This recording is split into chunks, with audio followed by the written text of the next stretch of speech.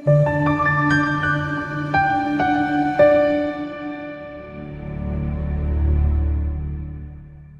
ithuba lokukhuluma nawe kwi-channel. Kabe kuphasona ngithalile Flick. Ungasubscribe, ungalike, ungaba imember yale channel.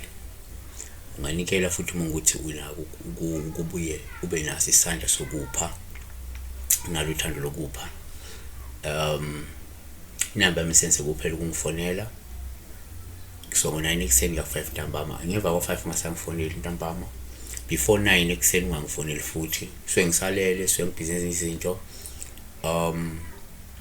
Ungangenzeli i-WhatsApp, ungangenzeli SMS, ungangifoneli futhi nge-WhatsApp unless uphesha kwelwandle or uphesha kwelinye izwe. Yabo? Sibheka la uMesuli Chiyaba uthi uphupha inja iboshwe ngentambo, but Mr Chiyaba ngoba kuMesuli obvious ukuthi umuntu wesilisa, kuthiwa ke ngicela ukubuza ukuthi uma uphupha inja iboshwe ngentambo noma iboshwe ngetango noma iboshwe ngebhande liboshwe ngane, kusho ukuthini? Yabo? Noma kungachazana, yabo? Kodwa ngikuveze ukuthi ngicela ukubuza noma kungathi sawubona, yabona, because you are talking to a person, not an automated system ekwazi ukuphendula, uyatype then uphendule, yabo. So asenze kanjena. Number 1, inja kwabanye iyisidalwa, kudepende ngokwe context lezo besikhomi lapha kulenja kusho ukuthi ivela kanje iyisidalwa, njengoba ivela kanje iyisidalwa siza kabi, njengoba ivela kanje ikhomba ubutha nesitha esikhona empilweni yakho, abantu abangalungile abayizitha, yabona. Kodwa ke size kanje. Number 1, ngenzeka la uphuphinja kube uphawu lobuma ikhulekiwe, ngoba lokho kungachaza ukuthi ngenzeka mhlawumbe lesi sidalwa sakho noma leli thoko lakho liboshiwe kusetshenziswa imithi ukuze lingasakwazi ukubheka, ukukulwela nokukuvikela ezitheni zakho.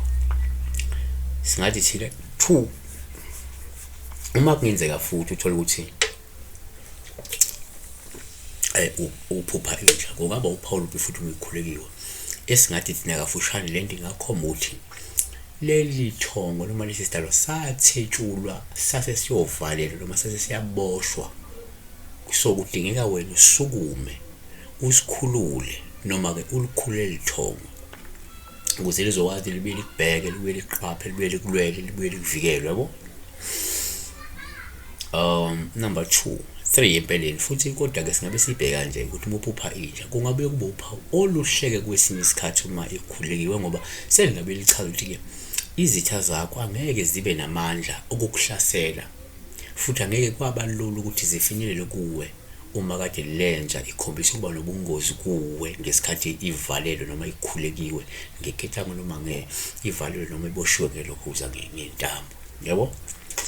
U-Isaiah 56 verse 11, yebo bayizinja ezihahayo abakwazi ukusutha, yebo laba bangabelusi abengenako ukuqonda, baphendukela bonke ezindleleni zabo,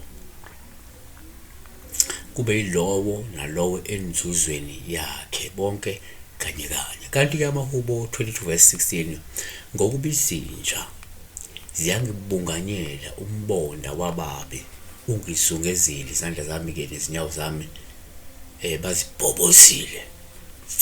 Number 4, kungenzeka futhi lesikhathi uphupha inja kube uphawu oluhle uma ikhulekiwe, olungabe luchaza ukuthi izimbangi zakho zizogcina ngokukhuluma noma ngokukhuluma kabi wena, kodwa ngeke laphumelela icebo lokuthi zikukhaphele uma kade lizinto ukuzikhonkotha ngesikhathi zikhulekiwe, zikhonkotha ngesikhathi zifaswe lapha emaketeni, zikhonkotha ngesikhathi zivaleliwe, ukuthi labantu bawude nje ngokuhleba bekukhulume kabi, yabona.